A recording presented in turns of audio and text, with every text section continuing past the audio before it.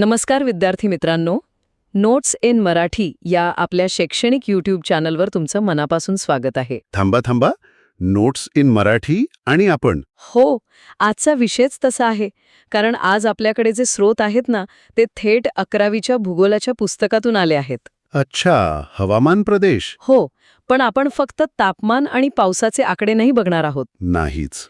आपल्याला त्या आकड्यांच्या मागे दडलेल्या कथा शोधायच्या आहेत. म्हणजे हवामानाने इटलीतल्या लोकांच्या जेवणापासून ते कॅनडातल्या फर्निचरपर्यंत सगळं कसं ठरवलंय हे बघायचंय. अगदी बरोबर. आपण याला नैसर्गिक प्रदेश म्हणतो, पण हे फक्त निसर्गाबद्दल नाही. हे माणसांबद्दल आहे. हो, लोकांच्या त्वचेचा रंग, त्यांची घरं, सण, अर्थव्यवस्था या सगळ्याचं मूळ हवामानात आहे. म्हणजे काय तर 30-35 वर्षांची सरासरी. आणि याच सरासरीने पृथ्वीवर जीवनाची वेगवेगळी समीकरणं तयार केली आहेत. चला तर मग विषुववृत्तापासून ध्रुवांपर्यंत एक प्रवास करूया. नक्कीच. आपला पहिला थांबा आहे विषुववृत्तीय वर्षावने. आपल्याकडे ब्राझीलमधलं बेलेम आणि सिंगापूरचे आलेख आहेत. यातली सगळ्यात विचित्र गोष्ट म्हणजे तापमानाची रेषा जवळजवळ सपाट आहे. हो, म्हणजे वर्षभर तापमान साधारण 30 अंश सेल्सिअसच्या आसपास. म्हणजे इथे ऋतू बदलतच नाहीत का? नाही. इथे उन्हाळा, पावसाळा, हिवाळा असं काही नसतं. एकच ऋतू. कोणता? उष्ण आणि दमट. कारण सूर्यकिरणं वर्षभर डोक्यावर असतात, लंबरूप. त्यामुळे दिवस आणि रात्र पण जवळजवळ सारखेच. आणि पाऊस, तो तर रोजचाच पाहुणा दिसतोय या लेखात. हो, रोज दुपान झाली की ढग जमायचे, गडगडाट व्हायचा आणि मुसळधार पाऊस. म्हणजे रोज दुपारी 4ची अपॉइंटमेंट ठरलेली. अगदी तसंच. याला आरोह पर्जन्य म्हणतात. सोप्या भाषेत सांगायचं तर जमिनीवरची बाष्पयुक्त उष्ण हवा हलकी होऊन वर जाते. आणि वर गेल्यावर थंड होऊन तिचे ढग बनतात. बरोबर. आणि मग पाऊस पडतो. याचमुळे ॲमेझॉन आणि कांगोच्या खोऱ्यात ती घनदाट सदाहरित जंगलं तयार झाली आहेत. इतकी घनदाट की सूर्यप्रकाश जमिनीपर्यंत पोचत नाही आणि म्हणूनच तिथे जगातली सगळ्यात जास्त जैविक विविधता आढळते. अगदी. पण याच पट्ट्यात आपला भारत पण येतो. पण आपलं मोसमी हवामान यापेक्षा खूप वेगळं आहे. मंगळूरच्या आलेखात बघा, पाऊस फक्त जून ते सप्टेंबरमध्येच दिसतोय. असं का? यामागचा खरा खेळाडू आहे आंतरउष्णकटिबंधीय अभिसरण क्षेत्र, म्हणजे ITCZ. ITCZ. हो, त्याला तुम्ही पाऊस बनवणारा पट्टा समजू शकता. उन्हाळ्यात आपली जमीन तापते ना, हो, प्रचंड. तेव्हा ती या पट्ट्याला समुद्रावरून आपल्याकडे खेचून घेते आणि मग समुद्रावरून येणारे बाष्पयुक्त वारे हिमालयाला अडतात आणि पाऊस देतात. म्हणजे मान्सून म्हणजे समुद्रावरून जमिनीकडे येणारी वाऱ्यांची एक महाकाय मिरवणूक आहे. बरोबर. आणि ह्याच मिरवणुकीमुळे आपल्याकडे भातासारखं पीक घेता येतं, कारण त्याला सुरुवातीला खूप पाणी लागतं. अगदी. विषुववृत्तीय प्रदेशात रोज पाऊस पडतो, पण तो असा नियोजनबद्ध नसतो. मान्सून एका ठराविक वेळेत भरपूर पाणी देतो, जे शेतीसाठी महत्वाचं आहे. ठीक आहे. म्हणजे विषुववृत्तावर वर्षभर पाऊस, मॉन्सूनमध्ये काही महिने. पण काय होईल जर पावसाळा आणि उन्हाळा यांच्यात एकदम स्पष्ट विभागणी झाली तर? तर मग तुम्ही सवाना गवताळ प्रदेशात पोचता. आफ्रिकेतलं? हो, नायजेरियासारख्या देशात. इथे स्पष्ट आर्द्र उन्हाळा आणि कोरडा हिवाळा असतो. जेव्हा तो ITCZ म्हणजे पाऊस बनवणारा पट्टा या प्रदेशावरून जातो तेव्हा पाऊस पडतो. आणि जेव्हा तो दूर जातो तेव्हा हवा पूर्ण कोरडी असते. त्यामुळे इथे घनदाट जंगले वाढत नाहीत. कारण झाडांना वर्षभर पाणी मिळत नाही. आणि म्हणूनच इथे ते उंच गवत, जिराफ, हत्ती, झेब्रा आणि त्यांची शिकार करणारे सिंह, चित्ते. म्हणजे लायन किंग सिनेमातलं जग या हवामानाने घडवलं आहे. बरोबर. ही एक संपूर्ण अन्नसाखळी आहे जिचा पाया तिथलं हवामान आहे. म्हणूनच पशुपालन हा तिथला मुख्य व्यवसाय आहे. आत्ता मला एक प्रश्न पडलाय. सवानामध्ये कोरडा ऋतू असतो, पण काय होईल जर तो कोरडा ऋतू कधी संपलाच नाही तर? तर मग तुम्ही पोहोचता वाळवंटात. उष्ण कटिबंधीय शुष्क हवामान प्रदेश. जसं की इजिप्तमधील कॅरो. हो, इथल्या आलेखात पावसाचे स्तंभ जवळजवळ अदृश्यच आहेत. आणि लोकांचा एक गैरसमज असतो की वाळवंट म्हणजे फक्त उष्णता. नाही का? नाही. वाळवंटाची खरी ओळख उष्णता नाही तर शुष्कता आहे. दिवसात तापमान 50 अंश सेल्सिअस तर रात्री तेच गोठण्याच्या पातळीवर येऊ शकतं. पण ही शुष्कता येते कुठून? काही भागांनाच पावसाने असं वाळीत का टाकलंय? याची 3 मुख्य कारणं आहेत.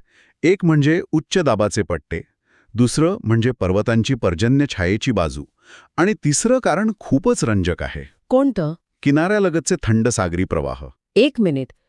थंड प्रवाहामुळे वाळवंट हे तर उलटं वाटतंय. हे समजायला थोडं विचित्र आहे. कल्पना करा की फ्रीजमधून पाण्याची थंडगार बाटली बाहेर काढली. काय होतं? बाटलीवर बाहेरून पाण्याचे थेंब जमा होतात. अगदी तेच. थंड सागरी प्रवाह किनाऱ्याकडे येणाऱ्या बाष्पयुक्त हवेतलं सगळं बाष्प समुद्रावरच पाऊस म्हणून पाडून टाकतो. जमिनीपर्यंत पोचणारी हवा पूर्णपणे कोरडी असते. अरे वा, म्हणजे समुद्राने हवेतलं सगळं पाणी आधीच पिळून घेतलं. बरोबर. दक्षिण अमेरिकेतील ॲटॅकामा आणि आफ्रिकेतील कलाहारी ही याच प्रक्रियेने बनलेली वाळवंट आहेत. अविश्वसनीय. चला, आता विषुववृत्तापासून थोडं दूर जाऊया. मध्य अक्षवृत्तीय प्रदेशांकडे, जिथे ऋतूंची खरी मजा अनुभवायला मिळते. यातला पहिला प्रकार तर जगप्रसिद्ध आहे, भूमध्य सागरीय हवामान. हो, इटली, ग्रीस, स्पेन. आणि इथल्या हवामान आलेखात एक गंमत आहे. काय? जेव्हा तापमानाचा आलेख वर जातो, म्हणजे उन्हाळा असतो, तेव्हा पाऊस जवळजवळ गायब होतो. आणि जेव्हा तापमान खाली येतं, म्हणजे हिवाळा असतो, तेव्हा पाऊस पडतो. म्हणजे आपल्या मान्सूनच्या अगदी उलटं. अगदी उलटं. म्हणूनच इथे लोक उन्हाळ्यात आरामात सुट्टी घालवू शकतात, पावसाची चिंता न करता. हो, याचं कारण म्हणजे हिवाळ्यात पश्चिमेकडून येणारे वारे पाऊस देतात, पण उन्हाळ्यात तो उच्च दाबाचा पट्टा या प्रदेशावर स्थिर होतो, ज्यामुळे हवा शांत आणि कोरडी राहते. आणि याच हवामानामुळे तेथे ऑलिव्ह, द्राक्ष आणि संत्री लिंबांसारखी फळं चांगली येतात. बरोबर. म्हणूनच युरोपातील लोकांच्या जेवणात ऑलिव्ह तेल आणि वाईन अविभाज्य घटक बनले आहेत. ही त्यांची संस्कृती नाही, तर हवामानाने दिलेली देणगी आहे. किती छान. पण याच अक्षवृत्तावर खंडांच्या दुसऱ्या बाजूला, म्हणजे चीनमधल्या शांघायमध्ये हवामान पूर्णपणे वेगळं आहे. हो, त्याला चीनी प्रकारचं हवामान म्हणतात. इथे भूमध्यसागरीय प्रदेशाच्या उलट उन्हाळ्यात जास्त पाऊस पडतो. असं का? कारण उन्हाळ्यात इथे समुद्रावरून दमट वारे येतात आणि टायफूनसारखी चक्रीवादळं भरपूर पाऊस देतात. वर्षभर पाणी उपलब्ध असल्यामुळे इथे शेतीत खूप विविधता आहे. भात, गहू, कापूस, सगळं काही. म्हणजे एकाच अक्षवृत्तावर असूनही खंडाच्या पश्चिम आणि पूर्व किनाऱ्यावर जमीन आसमानाचा फरक आहे. हो, रोममध्ये सुट्टी घालवणारी व्यक्ती कोरड्या उन्हाळ्याचा आनंद घेत असताना शांघायमधली व्यक्ती पुराचा सामना करत असू शकते. अविश्वसनीय. चला, आता अजून उत्तरेकडे जाऊया, जिथे थंडी वाढू लागते. उच्च अक्षवृत्तीय प्रदेश. पहिला थांबा आहे तैगा. तैगा म्हणजे रशिया आणि कॅनडातली ती विशाल सूचीपर्णी वृक्षांची जंगलं. इथला आलेख पाहिला की अंगामनू काटा येतो. वर्षातलं 6-7 महिने तापमान शून्याच्या खाली. हो, आणि उन्हाळा खूप लहान असतो, पण दिवसाचा कालावधी मात्र खूप मोठा असतो. या भयानक थंडीत ही झाडं टिकतात कशी? त्यांचा आकार शंकूसारखा असतो, जेणेकरून बर्फ साचून फांद्या तुटणार नाहीत. पानं सुईसारखी टोकधार असतात. बाष्पीभवन कमी करण्यासाठी. बरोबर, पण इथली जमीन आम्लयुक्त असल्यामुळे शेती जवळजवळ अशक्य आहे. म्हणूनच इथल्या लोकांचा मुख्य व्यवसाय लाकूडतोड आहे. आणि इथेच एक जागतिक अर्थव्यवस्थेचा धागा आहे, नाही का? अगदी. या झाडांचं लाकूड मऊ आणि हलकं असतं. पाईन, स्प्रूस. यापासूनच जगातला बहुतांश कागद आणि फर्निचर बनतं. हो, आपण जे आयकेआचं स्वस्त आणि हलकं फर्निचर वापरतो, ते याच तैगाच्या जंगलांची देणगी आहे. त्या कंपनीचं संपूर्ण बिझनेस मॉडेल या हवामानावर उभं आहे. वा, म्हणजे आपल्या घरातलं टेबल कदाचित सायबेरियाच्या जंगलातून आलं असेल. तैगापेक्षाही थंड काही आहे का? आहे ना. अजून उत्तरेकडे गेलं की टुंड्रा प्रदेश लागतो. टुंड्रा, इथे तर परिस्थिती अजूनच कठीण असणार. हो, वर्षातले 8-9 महिने जमीन बर्फाखाली असते.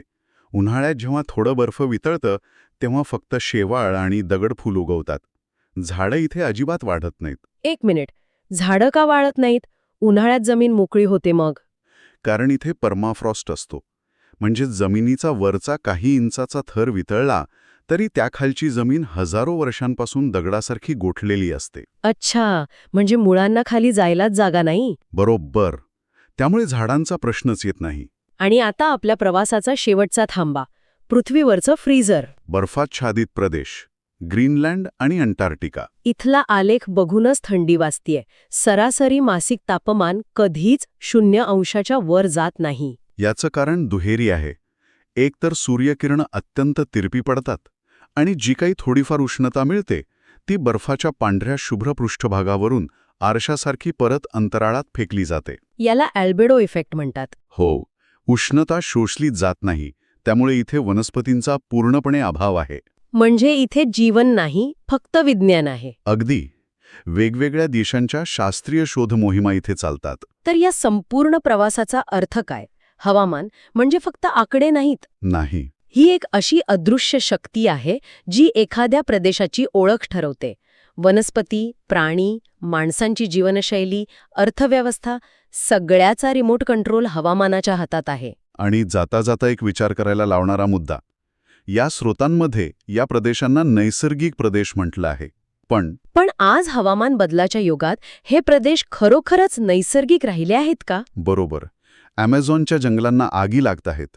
सहारा वाळवंटाच्या सीमा विस्तारत आहेत. आर्क्टिकमधला बर्फ वितळतोय. मग या हवामान प्रदेशांच्या सीमा पुसट होत आहेत का? आजपासून 50 वर्षांनंतर जगाचा हवामान नकाशा असाच दिसेल की पूर्णपणे बदललेला असेल? हा एक असा प्रश्न आहे ज्याचं उत्तर आपल्याला आणि पुढच्या पिढीला शोधावं लागणार आहे.